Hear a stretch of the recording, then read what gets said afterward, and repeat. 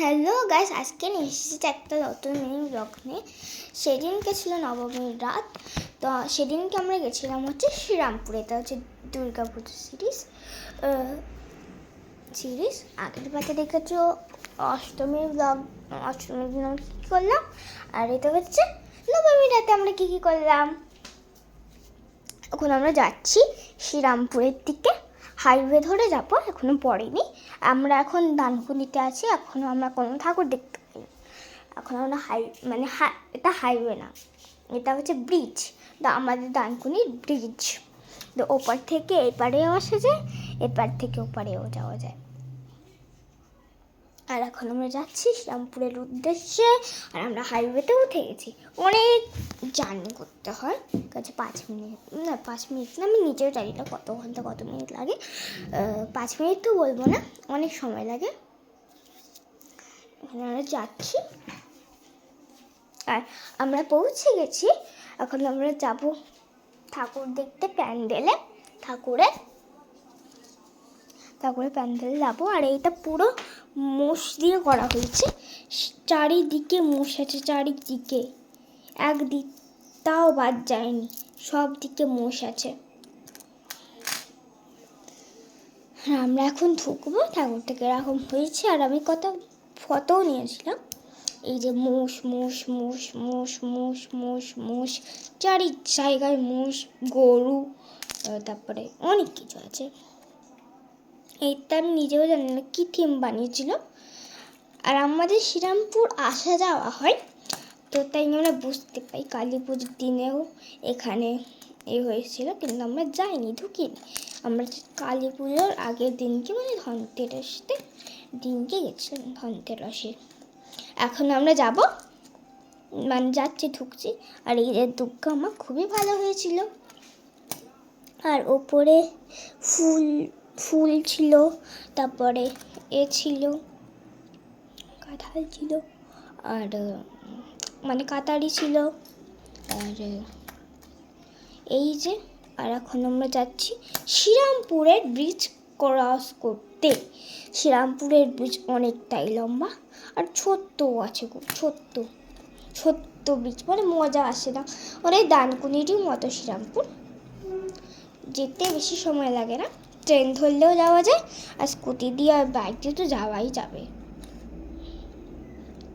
আর এই যে সব ফ্ল্যাটেতে ওই লাইটস লাগানো আছে, অনেক লাইটস আছে, আর অনেক কিছু আছে। এই ব্রিজটা এখন আমরা ক্রস করছি, মনে হচ্ছে আমি দানকুনির ব্রিজে উঠেছি।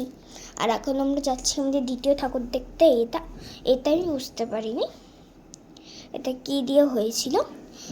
এটা হয়তো গ্রাম অঞ্চল দিয়ে হয়েছিল একটু আধটু, যতটাই আমি বুঝতে পারিনি ঠিকভাবে। এটা ভালো হয়েছিল। আর এখন আমরা যাচ্ছি। আর এতে লাইটটা দেখে আমি ভয় পেয়ে গেছিলাম, এটা কি, আমি দূর থেকে দেখেই ভয় পেয়ে গেছিলাম। আর এই যে হচ্ছে ঠাকুর দুর্গা মা, অনেক খেতে, অনেক চড়ে, গাড়ি ঘোড়া দিয়ে চড়ে এখন আমরা এসেছি দুর্গা মায়ের কাছে। আর ঢুকে যাচ্ছি। আর এটা হচ্ছে আমাদের তৃতীয় ঠাকুর দুর্গা মা। এখানে আমি ভালো ফটো তুলেছিলাম, খুব ভালো ভালো ফটো এসেছিলো এই জায়গাটাতে।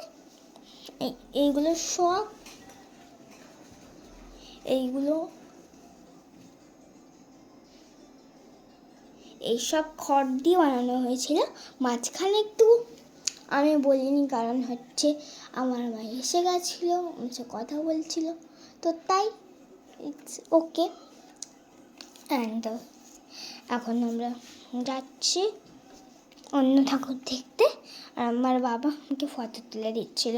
আর এটা হচ্ছে ফোর্থ প্যান্ডেল, ফোর্থ ঠাকুর, যাই বলবো। এখন আমরা যাচ্ছি। আর যদি আমাদের এই ব্লগটা ভালো লাগে তাহলে লাইক, শেয়ার, সাবস্ক্রাইব, কমেন্ট অবশ্যই করে দেবে।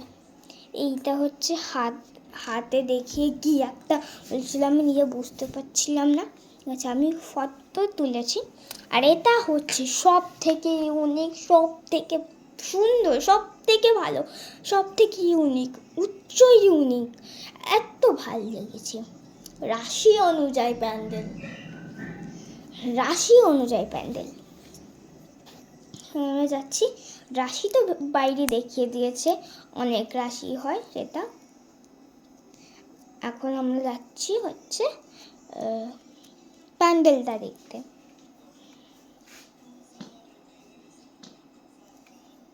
প্যান্ডেলটা দেখতে যাচ্ছি। এই যে প্যান্ডেলটা, ঠাকুরটা খুব ভালো হয়েছে, আমি ফটো তুলেছি। এই যে ঠাকুরটা বোঝা যাচ্ছে না, কিন্তু যতটা বোঝা যাচ্ছে দর্শন করে নাও। এখন আমরা ওপরটা দেখিয়ে দিলাম, ব্যাস হয়ে গেল। আমাকে ফটো তুলে দিয়েছিল এর সামনে। আর এখন আমরা যাচ্ছি, যদি আর কত ঠাকুর মানে প্যান্ডেল দেখতে পাই নাকি। আমরা শ্রীরামপুর স্টেশন দিয়ে যাচ্ছিলাম, শ্রীরামপুর স্টেশন দিয়ে যাচ্ছিলাম আমরা। আর এইটা হচ্ছে আমাদের লাস্ট প্যান্ডেল, লাস্ট ঠাকুর যাই বলবে। এইটা হচ্ছে লাস্ট ঠাকুর আমাদের প্যান্ডেল দেখা। এটা হচ্ছে লাস্ট নবমীর রাত আর লাস্ট ঠাকুর দেখা। এরপরে আর কোনো ঠাকুর দেখিনি আমরা, বাড়ি এসেছি, চলে গেছি। এটা আমি বুঝতে পারিনি কিরকম বানিয়েছিল, ঠিক আছে, কিছু তো একটা বানিয়েছিল। আমাদের শিব ঠাকুর ছিল, তারপরে সরস্বতী মা ছিল, অনেক ঠাকুর ছিল। আর এখন আমরা বাড়ির দিকে রওনা দিচ্ছি। আর খুবই হচ্ছিল, হাওয়া দিচ্ছিল। আর আমার তো মাঝখানে চুলটাই নষ্ট হয়ে গেছিল, ভালোভাবে হচ্ছিলই না চুলটা ঠিক। আর এই যে আমার চুলটার অবস্থা তোমরা দেখতেই পাচ্ছ, ভালো বুঝতেই পারছো যেটা কীরকম হতে পারে। এখন আমরা যাচ্ছি বাড়ির দিকে। যদি তোমাদের এই ব্লগটা ভালো লাগে তো লাইক, শেয়ার, সাবস্ক্রাইব, কমেন্ট অবশ্যই করে দিও। আর আমি একদম নিয়ে গেছি, বাই বাই।